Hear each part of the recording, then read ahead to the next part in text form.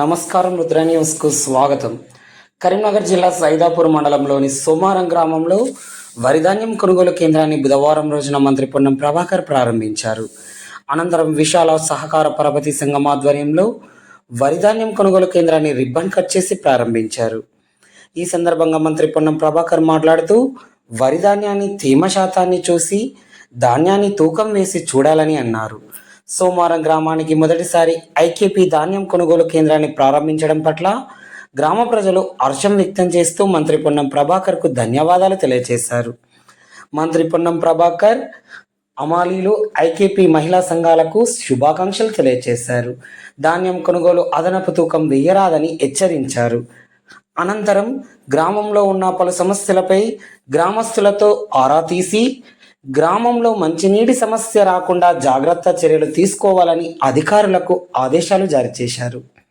అలాగే సైదాపూర్ మండలానికి చెందిన 60 మంది లబ్ధిదారులకు కళ్యాణ లక్ష్మి చెక్కులను పంపించేశారు. ఈ కార్యక్రమంలో tahsildar Dulam Manjula, RDO Ramesh, additional collector Lakshmi Kiran, Congress party నాయకులు, కార్యకర్తలు, గ్రామస్తులు, మహిళలు తదితరులు పాల్గొన్నారు. ఎండనక వాననక చలియనక నీల మట్టిని నమ్మిండు, రేయనక పగలనక రాత్రనక కష్ట జీవిగా నిలిసిండు. ఎన్ని బాధలున్న కన్నీళ్ళనొచ్చిన ఆకలి మరిసిండు, మన ఆకలి తీర్చిన అమ్మ ప్రేమరా అన్నరా రైతన్నా. ఎండనక వాననక చలియనక నీల మట్టిని నమ్మిండు, రేయనక పగలనక రాత్రనక కష్ట జీవిగా నిలిసిండు. ఎన్ని బాధలున్న కన్నీళ్ళనొచ్చిన ఆకలి మరిసిండు, మన ఆకలి తీర్చిన అమ్మ ప్రేమరా అన్నరా రైతన్నా. బియ్యం వాళ్ళ తినేటువంటి ఆహారాన్ని కూడా 40% పెంచడం జరిగింది. ట్రాన్స్పోర్ట్ ఛార్జీలు 200% పెంచడం జరిగింది. ఇలా అనేక రకాల కార్యక్రమాలు చేసుకుంటూ పనిచేసుకుంటూ పోతా ఉన్నాం. ఇంకా రైతులకు సంబంధించి కానీ ఇతరత్ర కూడా అన్ని కార్యక్రమాలు చేస్తున్నాం. మీ ఏరియాకు నీళ్ల విషయంలో కూడా ఎప్పటికప్పుడు చొరవ తీసుకున్నాం అనేటువంటి మాట కూడా ఈ సందర్భంగా మనవి చేస్తూ, ఒకటి మాత్రం మళ్ళీ ఇప్పుడే జాయింట్ కలెక్టర్ గారు చెప్పినారు, ఆర్డీఓ గారు కూడా బాధ్యత తీసుకొని ఎంపీడీఓ గారు, ఎంఆర్ఓ అధికారులు అందరూ ఎక్కడ కూడా అదనపు తూకం ఉండదు. దయచేసి మళ్ళీ చెప్తాను, ఎక్కడ కూడా అదనపు తూకం ఉండదు. కానీ కొంత తప్ప తారుకు సంబంధించిన విషయాలు కూడా ఇక్కడ మిషన్లు ఉంటాయి. మొత్తం అన్ని మట్టి కుప్పలు తీసుకొచ్చి నాకు తర్వాత ఒక్కసారి దాన్ని జల్లర పడితే సరిపోతుంది. ఆ విధంగా ఎక్కడ కూడా మేము అదనం తూకం ఇయ్యద్దు అనేటువంటి మాట కూడా నేను సందర్భంగా కోరుతూ, మరొకసారి ఇవాళ రైతులకు సంబంధించి ఏ కష్టం రాకుండా చూసుకోవాలనేటువంటి ఆలోచనతో చేస్తా ఉన్నాం. అందుకే ప్రజలందరూ కూడా సన్నవాటకు సంబంధించి రాష్ట్రం మొత్తం మీద చాలా అద్భుతంగా జరుగుతా ఉంది. దాని కొంతమంది నాయకులు అంటారు ఈ కేంద్రం పైసలు అని. మన దేశంలో 30 రాష్ట్రాలు ఉన్నాయి, ఏ 29 రాష్ట్రాలు ఇస్తలేరు.